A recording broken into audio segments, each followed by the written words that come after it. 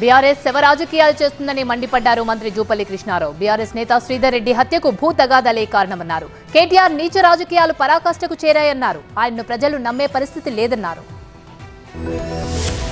హత్యకు గావించబడ్డ ఎవరైతే బీఆర్ఎస్ నేత శ్రీధర్ రెడ్డి ఎవరైతే ఉన్నారో ఆయన బీఆర్ఎస్ పార్టీలో స్థానికంగా ఉన్న నాయకుడు, అంటే రాజకీయంగా యాక్టివ్గా ఉన్న వ్యక్తి. ఆయన పెద్దగా యాక్టివ్ ఉన్న వ్యక్తి కాదు, షెడ్యూడు కాదు. మాజీ శాసనసభ్యునికి దగ్గర అనుచరుడు, బంధువు. వాళ్ళకి వీళ్ళకి కూడా లావాదేవీలు ఉన్నాయి. ఉన్న సమాచారం మొత్తం టోటల్ మండల్లో అన్ని పార్టీల నాయకుల కార్యకర్తలకు తెలుసు. లక్షల రూపాయలు ఈ శ్రీధర్ రెడ్డే డబ్బులు ఇప్పించిన సంగతి తెలుసు, చాలామంది తెలుసు. వాళ్ళ దగ్గర వీళ్ళు డబ్బులు వ్యవహారాలు ఉన్నాయి. అంటే రకరకాల వాళ్ళని, అంటే అందుకేనా ఒకటి దురలవాట్లు, ఆర్థిక అంశాలు, వాళ్ళ కుటుంబానికి సంబంధించిన భూతగాదులు ఉన్నాయట. వాళ్ళ పాలకు సంబంధించి ఏదో తెలియదు.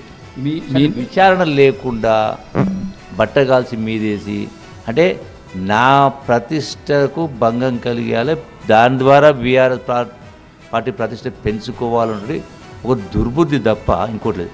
డెఫినెట్గా చనిపోయిన కుటుంబానికి మా సానుభూతి ఉంది. డెఫినెట్గా ఎవరికైనా బాధనే కదా. మరి వాస్తవం ఇదైతే ఈరోజున జూపల్లి బర్తరఫ్ చేయాలి. నన్ను బర్తరఫ్ చేసినాకనే ప్రజలు మిమ్మల్ని బర్తరఫ్ చేసింది. రేపు మళ్ళీ ఈ పార్లమెంట్ ఎన్నికల్లో మీరు బర్తరఫ్ చేస్తున్నారు మిమ్మల్ని. అందుకని స్టాండర్డ్స్ మెయింటైన్ చేయాలి. గొప్పగా చెప్పుకోవడం, నేను ఎన్ఆర్ఐని, నేను ఐపీఎస్ని చెప్పుకోవడం కాదు. మీ ప్రవర్తనలో అంటే వాస్తవికత ఎంతవరకు ఉందంటే దీనివల్ల ఏం జరుగుతుంది? నా ప్రతిష్ట దిగజార్చడం పోయి మీ ప్రతిష్ట దిగజార్చుకుంది. దీనివరకు కాదని లేదు, ఎలాగో రేపని తెలుస్తుంది కదా. ఇది ఓవరాల్గా పరిస్థితి. జరిగిన పూర్తి హత్య ఏదైతే ఉందో అది పూర్తిగా శ్రీధర్ రెడ్డి అనే వ్యక్తి హత్య వ్యక్తిగతం దురలవాట్లు, ఆర్థిక లావాదేవీలు, భూతగాదాల నేపథ్యంలో జరిగింది. కేటీఆర్ అనవసరంగా దీన్ని రాజకీయం చేయాలని చూస్తున్నారు.